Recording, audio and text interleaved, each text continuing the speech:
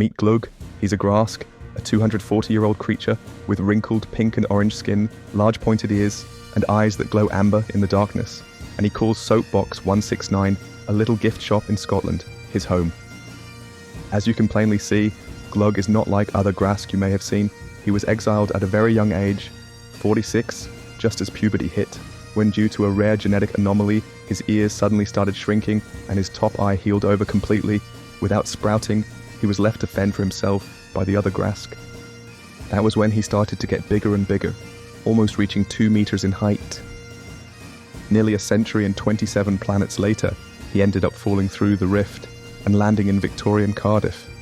After a run-in with 2 young ladies from Torchwood, he migrated north and ended up in Glasgow, where he met a certain Strax after beating him in a boxing match. Strax, ever the honourable son Taran, gifted him a small bothy in the Highlands. Sadly, with the advance of technology, it became all too easy to snap a photo of him, and tales of an ogre-like creature wandering around Scotland could no longer be blamed on the demon drink. Then, one day, Glug received a letter. His first letter since arriving on Earth. It was from Strax. Long passed away, Strax had left a letter to be delivered to Glug on a certain date after his passing. The letter simply gave an address and said, "Ask for Janet."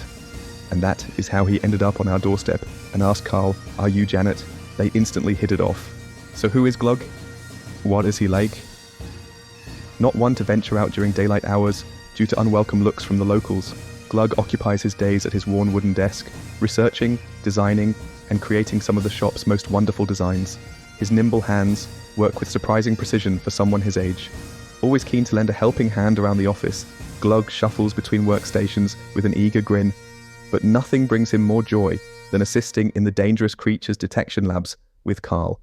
They're BFFs, best Fangorious friends, as Grasks would say. Their friendship is built on late afternoon tea breaks and shared fascination with the peculiar.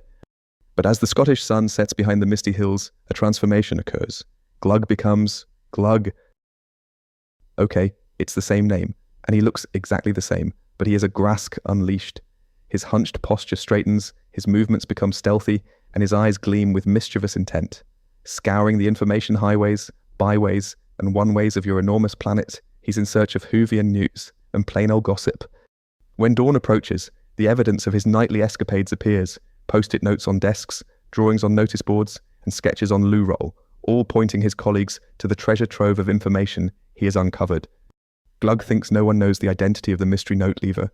Wrong, all the drawings mysteriously appear on all the desks except his, and the notes are in his instantly recognizable spidery handwriting. So the team plays along, performing super hammed-up reactions when they discover his clues. Eyes wide with exaggerated surprise, gasps loud enough to be heard 3 shops down, and dramatic pointing that would make any theatre director proud. Little does Glug know, as he peeks from behind bookcases with a satisfied grin, that his secret identity is the worst-kept secret in Soapbox 169. But that's just how we like it. Who knows what strange and wonderful Whovian treasures Glug will uncover next in his midnight adventures? Only time will tell.